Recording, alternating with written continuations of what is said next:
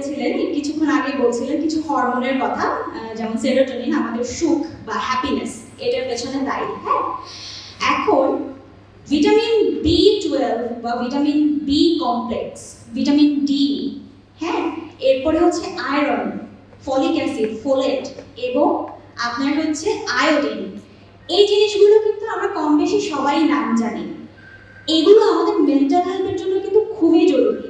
এই যে এখন ভিটামিন ডির অভাব দেখছেন, এটা একরকম প্যান্ডেমিকের মতন হয়ে গেছে, ঘরে ঘরে এখন ভিটামিন ডি এর অভাব। হ্যাঁ, ভিটামিন ডি কিন্তু সরাসরি আমাদের যে ডিপ্রেশন কিংবা মুড সুইং এটার সাথে রিলেটেড।